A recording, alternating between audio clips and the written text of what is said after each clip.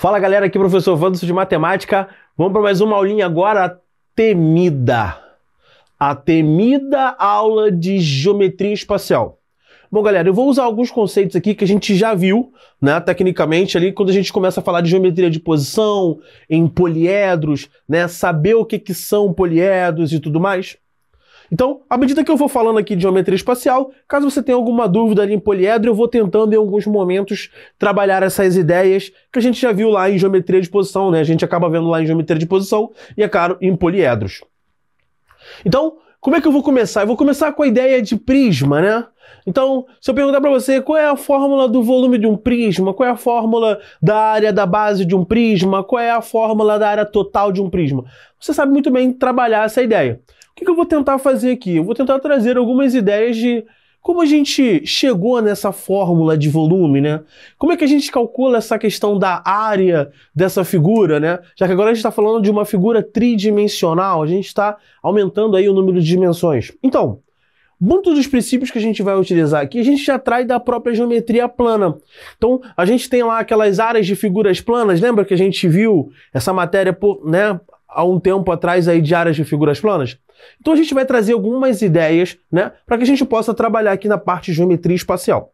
Eu sempre costumo dizer que a parte de geometria espacial ela é importante porque ela exige muito o visual. Então, na maioria dos cálculos, o mais interessante, mesmo que o seu desenho não fique perfeito, e olha que eu posso dizer muito bem, tá? Olha os meus desenhos aqui, ó, não estão lá perfeitos, mas o ideal é quando você for trabalhar com geometria espacial é que você desenhe. É muito importante para você visualizar aquilo que é pedido, até mesmo nas questões da SpaceX, da AFA, da EFON quando não vierem, e até mesmo quando vierem, você precisa fazer alguns ajustes ali para facilitar para você. Então vamos imaginar o seguinte, né? A fórmula de prisma em si você já sabe, mas como é que a gente pode trabalhar essa ideia? Vamos imaginar o seguinte, vamos pegar algo que seja algo comum para você. Imagina você que a gente pegue, vamos eliminar ali aquela ideia de espessura de uma fatia de queijo, cara. Pega uma fatia de queijo, pegou uma fatia de queijo pequenininha, você não repara muito, nem vem muito na sua cabeça a ideia de volume, parece mesmo ali uma área, né? Algo relacionado à área em que você tem um comprimento e a largura, e aí você pega uma outra fatia de queijo e coloca em cima. E aí você pega uma outra fatia de queijo, coloca em cima, e de repente você começa a perceber que, colocando essa fatia uniformemente ali em cima da outra, você começa a ter uma espessura, né? Você começa a ter uma altura. E aí começa a fazer sentido pra gente o cálculo de volume, porque algo que aparentemente para mim era plano, eu acabei de ver ele em uma outra dimensão. E aí eu tenho 3 dimensões, cara, começa a ideia de volume, tá? Então é basicamente isso, e aí até falando mesmo sobre o princípio de Cavalieri. O princípio de Cavalieri, ele diz o seguinte, imaginem vocês o seguinte, eu tenho aqui um prisma, tá? Um paralelepípedo, vamos botar que ele seja reto, né? Então um paralelepípedo reto retângulo, que você já deve ter visto, né? Falando sobre esse cara aí na parte de poliedro. Então imaginem vocês aí que eu tenho 2 planos, o plano alfa e o plano beta, e esses planos são planos paralelos. Em que, no plano beta, a gente tem aqui essa figura, esse quadrilátero. E no plano alfa, a gente tem esse outro quadrilátero. E esses quadriláteros ali, eles são iguais, tá? E são conhecidos também como bases. Logo em seguida, né, esses carinhas aqui, ó, que nós chamamos de bases, temos esses carinhas aqui, que são os vértices desses quadriláteros, quando unidos um a um, geram as nossas arestas, tá? Já essas arestas a gente pode chamar de arestas laterais. E além disso, né, de gerarem essas arestas laterais, nós temos também a distância entre as bases. A menor distância entre as bases, ou seja, algo perpendicular. Só que nós sabemos que essas bases, essas figuras planas, elas pertencem a esses planos alfa e beta. Então, tecnicamente, a menor distância aqui, né, entre esses dois planos, esse cara a gente chama de quê? De altura do nosso prisma, beleza? Então vamos imaginar o seguinte, cara. Se a gente quer fazer, né, o volume ou a área é algo muito simples. Por quê? Se você reparar, as bases são figuras planas conhecidas, que nós sabemos calcular a sua área. Se você olhar também, né, por exemplo, A, B, B', A', né, chamado de face, né? Então esse cara é chamado de face do nosso prisma, né? Então eu vou pegar esse cara aqui, ó. Vamos chamar esse cara aqui de face do nosso prisma.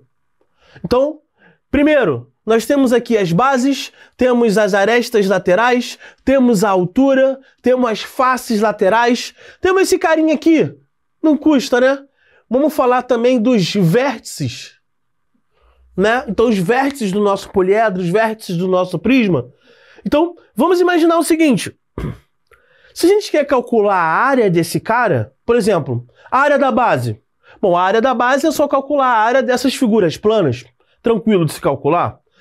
Se eu quiser calcular, por exemplo, as faces laterais, a área dessas faces laterais. Bom, percebemos aqui, ó, são quadriláteros, são áreas também de figuras planas, que nós sabíamos calcular.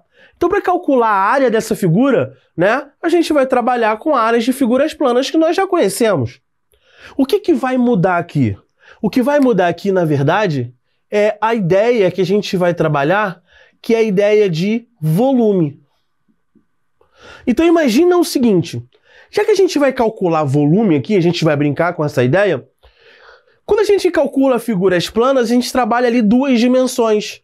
E aqui no caso, eu vou chamar, por exemplo, de A, vou chamar essa outra dimensão de B, e aqui em cima eu vou chamar de H. Para que a gente possa calcular o volume desse prisma, a gente pode fazer o seguinte. Vamos retornar àquela ideia que eu dei inicialmente do queijo. Lembra o queijo? Então a gente pega ali o queijo, e aí assim quando a gente consegue colocar um queijo em cima do outro, vocês conseguem, né, visualizar que colocando um queijo em cima do outro inicialmente, a gente não vê muita diferença. Mas à medida que a gente vai colocando muitos e muitos queijos ali, ele vai sendo uma certa altura. Ou seja, ele vai tendo um certo somatório de medidas bem pequenas que acabam formando essa terceira dimensão que é a altura. Então se a gente quiser saber o volume disso, como é que a gente faz? A gente faz o produto da área da base, que no caso é o produto A vezes B, vezes a altura, que é o somatório, né, desses tamanhozinhos dos queijos que a gente foi somando. Esse somatório gera quem? Gera a minha altura do prisma formado. Ou seja, para calcular o volume do prisma, a gente faz simplesmente A vezes B, ou posso colocar assim, ó, a área da base vezes altura. Pegou a ideia? Então, até então, suave. Eu falei um pouco sobre, né, ali aí, princípio de Cavalieri. Pode ser que você não esteja ligado muito no princípio de Cavalieri. Então, vou retornar mais ou menos e aí eu vou fazer uma alusão, por exemplo, com um cilindro. Vejam que eu coloquei o prisma e o cilindro no mesmo quadro. Por quê? Porque eles têm propriedades semelhantes. Algumas coisas ali vão mudar, que eu vou falar daqui a pouco para vocês. Porém, eles vão ter as propriedades semelhantes. Por exemplo, o volume. A gente tem uma figura, que é a base, outra figura que é a base, como se estivessem em planos paralelos. E aí, para se obter o volume desse cara, o que a gente faz? A gente faria a área da base, como fizemos aqui, vezes a altura. Então, tecnicamente, eles são similares na sua forma de calcular, tá? Mas, por exemplo, o princípio de Cavalieri, ele diz o seguinte. Imaginem vocês, tá? Então eu vou desenhar aqui rapidamente e depois eu apago. Bom, imaginem que a gente tem um plano, tá? Dois planos aqui, ó, que são paralelos. E aí, tendo esse plano paralelo, por exemplo, eu vou desenhar essa figura aqui. Tá? Essa figura aqui vai ser um prisma. Um prisma de base quadrangular, ou seja, um quadrilátero. Tá? Desenhei um prisma. Logo em seguida eu vim aqui, ó. Vou desenhar uma outra figura. Bom, esse cara aqui a gente conhece, né, como cilindro. Como eu falei, a figura aqui é só para você imaginar, tá? Imagina que tá bonito, que vai ficar maneiro. O princípio de Cavalieri diz o seguinte. Se vocês repararem, eu vou trazer uma realidade do nosso dia a dia. Imagina que isso aqui é uma fatia de queijo. Lembra a fatia de queijo que eu falei aqui já? E imagina que isso aqui é aquela mortadela defumada. Aquela com pãozinho fica legalzinho no café da manhã. Imagina você isso. Você concorda comigo, né, de acordo com o que a gente vai falar aqui do princípio de Cavalieri, que se eu tenho esse somatório de queijos, um amontoado em cima do outro, isso a gente vai gerar um determinado volume dessa placa ali, né, de queijo que foi obtida. Imagina você que na mesma altura eu coloque uma placa agora de mortadelas defumadas, tá?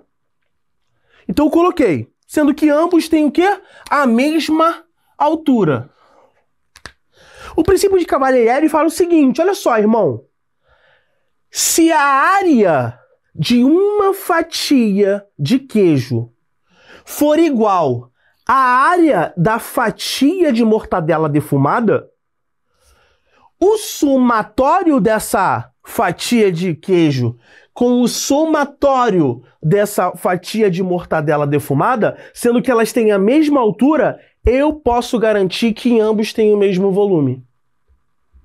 Por isso que eu estou trazendo essa ideia já com o cilindro. Por quê? Porque a ideia para se formular o volume do prisma e o volume do cilindro, de acordo com o princípio de Cavalieri, se eu garanto que a área de uma fatia de queijo é igual à área de uma fatia de mortadela defumada e a altura, ou seja, o tamanho é igual, cara, esses caras têm volumes iguais. Pegou a ideia? Então o princípio de Cavalieri diz isso.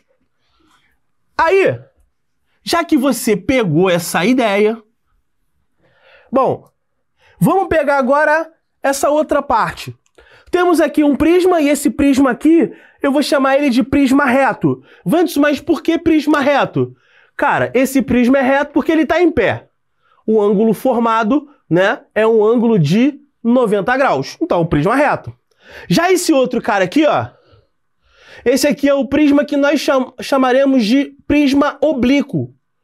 Por que esse cara é oblíquo? Porque ele tá aqui, ó. Meio que torre de Pisa, tá ligado? Então esse cara tá meio que de lado aqui, ó. Então esse cara nós também... Mas, Wanderson, esse aqui eu faço a área da base vezes a altura. E para esse cara aqui, como é que eu vou fazer? Então, cara, para você calcular, né, o volume desse cara, é o mesmo procedimento. É a área da base vezes a altura. A única coisa, né, que você tem que tomar cuidado é que, nesse cara, a aresta lateral acaba sendo a altura do nosso prisma. Já aqui não. Se vocês repararem, como ele tem uma leve inclinação, a altura é a menor distância entre as bases, já não é, né, a aresta lateral. E sim, a altura é a menor distância entre eles. E aí, é claro, você pode muito bem, tranquilamente aí, com alguns dados que o exercício der para você, um ângulo ou uma brincadeira assim, você consegue também calcular o volume desse prisma. Mas presta muito bem atenção. Prisma reto, a aresta lateral, ela é igual à altura. Já o prisma oblíquo, a aresta lateral, ela não é igual à altura. Então tem que tomar cuidado com isso aí, beleza? Bom, aqui vamos pegar algumas relações, né, rapidinhas, que é o seguinte... Já que a gente tem aqui um paralelepípedo, né, que é um prisma, bom, área. Como é que a gente calcula, por exemplo, a área da base? Bom, a área da base, se vocês repararem, ó, a base é AB, só que aqui em cima a base também é B. Então, a área da base é 2 vezes A vezes B. Porque é embaixo e em cima, beleza? Bom, aí eu vou pegar o seguinte... Qual é a área lateral desse cara? Então a área lateral é a soma das áreas laterais. Wanderson, mas como é que eu calculo a área lateral desse cara? Cara, são figuras planas. No caso aqui, retângulos, que você consegue tranquilamente calcular. Então, ó, a área aqui da frente, ó, tem a aresta A e a aresta C com uma altura. Então, a da frente é A vezes C, só que a de trás não acaba sendo igual? Como elas são iguais, eu posso botar 2A vezes C. Porém, ainda falta a outra aresta lateral. Temos essa daqui e temos essa daqui. Como é que a gente calcula a área dessa daqui, ó? B vezes C, só que essa estrutura é igual a essa estrutura. Ambos são iguais. Então, como eles são iguais, B vezes C, isso aqui vai ficar 2BC. Se eu pergunto qual é a área total desse prisma, moleza. 2AB mais 2BC mais 2AC. Olha que bonito.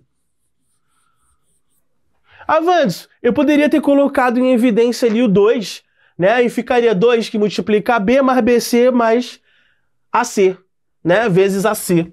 E aí, eu vou terminar. Olha o volume. O volume é A vezes B vezes C. Cara, se você já ouviu falar de polinômio, tá? Se você já ouviu falar de polinômio, imagina o seguinte. A vezes B vezes C. O que é isso? O que é isso? É o volume. 2AB, 2BC, 2AC. 2 que multiplica AB mais BC mais AC. Cara, imagina você que a gente trabalhe com um polinômio de terceiro grau. E aí, quando a gente trabalha com polinômio de terceiro grau, dado que A, B e C são raízes de um polinômio de terceiro grau, o que seria A vezes B vezes C? Produto das raízes. Tá. AB mais AC mais BC. Espera aí. Isso é o dobro do produto, no caso da soma do produto 2A2 de um polinômio de terceiro grau. Bom, caso eu perguntasse, né? Caso eu perguntasse qual seria o perímetro das arestas, ou seja, do total aqui da nossa figura, a gente poderia colocar o seguinte, ó. A, 4A. B, 4B. C, 4C. Olha que interessante. O perímetro disso aqui seria 4 que multiplica A mais B mais C. Que tem de interessante nisso, Vandes? Se a gente trabalha com polinômio de terceiro grau, olha isso aqui. O quádruplo da soma das raízes. O dobro da soma do produto 2A2. E o produto de raízes. Pegaram a ideia? Suave? Tranquilo? Bom, e aí, vamos fazer o seguinte. Como é que a gente descobre rapidamente aqui a diagonal, né, do nosso prisma? Cara, vamos fazer o seguinte. Pitágoras vai resolver isso pra gente. Olha só. Concordam comigo que Azinho ao quadrado, né, levando em consideração que isso aqui é reto, Azinho ao quadrado nada mais é do que Bzinho ao quadrado, né? Ó, no caso, vou botar D, né? Dzinho. Dzinho ao quadrado é a mesma coisa que B ao quadrado mais A ao quadrado. Tá vendo? Ó? A é um cateto, B é outro cateto. Então, D ao quadrado é B ao quadrado mais A ao quadrado. Podemos ver também que Dzão ao quadrado, né? Opa, Dzão ao quadrado, isso nada mais é do que C ao quadrado mais, opa, Dzinho ao quadrado. Só que quem é Dzinho ao quadrado? Dzinho ao quadrado não é B ao quadrado mais A ao quadrado? Ah, então, meu querido, a diagonal ao quadrado é A ao quadrado mais B ao quadrado mais C ao quadrado. Tá aqui, ó. Como a gente descobre a diagonal. E aí tem mais, né? Eu poderia dizer, na verdade, levando em consideração um polinômio de terceiro grau, que a diagonal do nosso poliedro, no caso aqui, o do nosso prisma, ele é a raiz quadrada da soma dos quadrados das raízes. Olha que ideia. Pegou a visão? Bom, então, já que a gente já fez essa ideia, vamos trabalhar esse carinha aqui. Já que isso aqui era um paralelepípedo reto retângulo, e esse carinha aqui embaixo, com dimensões iguais, nós chamamos esse cara de cubo, ou, como falam por aí, o tal do hexaedro regular. Tá? Então, esse aqui fica mais fácil, ó. Como é que a gente calcula a diagonal ao quadrado? Não é o produto do a ao quadrado, b ao quadrado, c ao quadrado? Só que aqui tem um a ao quadrado, a ao quadrado, a ao quadrado. Epa! 3a ao quadrado. Então eu posso dizer que a diagonal é, no caso, a raiz de 3. Suavemente. Tá? Ah, Vandos, só isso? Só isso. Diagonal já foi. Suavemente. Tá? Pra gente finalizar, vamos trabalhar aqui a ideia do cilindro, né? Já que eles se encaixam aqui e trabalham bem. Cara, vamos pensar o seguinte, o cilindro, a ideia que a gente teve foi a mesma, né? Pegando ali, ó, como se fossem mortadelas defumadas, e esse somatório chegou lá e formou um determinado volume. Só que vamos imaginar o seguinte, esse cara aqui é o raio. Aqui a gente começa a trabalhar, né, com uma figura circular, tá? Então vamos imaginar o seguinte, como é que eu calculo o volume? O volume disso aqui é mole. É a área da base que é, é πr ao quadrado, vezes a altura. Bom, até aqui, de boa. Só que eu quero que vocês prestem atenção numa coisa. Quando a gente fala em prisma, aqui viram que eu falei da aresta lateral. Quando a gente fala do cilindro, a gente não tem uma aresta lateral. A gente tem uma coisa chamada de geratriz, tá? Que é isso aqui, ó.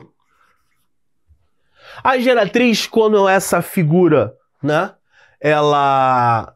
Quando essa figura, ela é reta, então quando esse nosso cilindro é reto, a geratriz, ela tem o mesmo tamanho da altura, que é a distância entre as bases, tá? Então esse cara aqui é a geratriz. Como é que a gente calcularia, por exemplo, a área da base, né? A área da base é simplesmente πr ao quadrado, né? Vezes 2, né? Porque a gente tem a de baixo e a de cima. Então, 2πr ao quadrado. Como é que a gente calcularia a área lateral desse nosso cilindro? Cara, imagina você o seguinte. Você já pegou ali uma figura, né? Que era cilíndrica. E ao pegar essa figura cilíndrica, ela tinha um rótulo, né? Você já reparou que quando você pega aquele rótulo, você abria aquele rótulo, aquilo virava um retângulo? Já percebeu isso? Então quando você pega aquela estrutura e que você vira, ela virava um retângulo. Se eu sei calcular essas figuras planas, eu sei calcular essa área, e eu sei que ela vira um retângulo, cara, o que eu vou fazer? Eu preciso pegar esta da base, né? Ou seja, o lado ao lado da base, a altura e fazer o produto. Eu só preciso definir quem é essa dimensão da base. A geratriz a gente já sabe que vai ser como se fosse a altura. E agora eu preciso imaginar como é que a gente vai descobrir essa base. Cara, imagina o seguinte. Essa base, ela não saiu dessa extensão aqui, ó. E quem é essa extensão? Isso aqui não é o comprimento da circunferência de raio R? Cara, se é o comprimento é 2π vezes R. Bom, então a área lateral eu posso calcular o seguinte.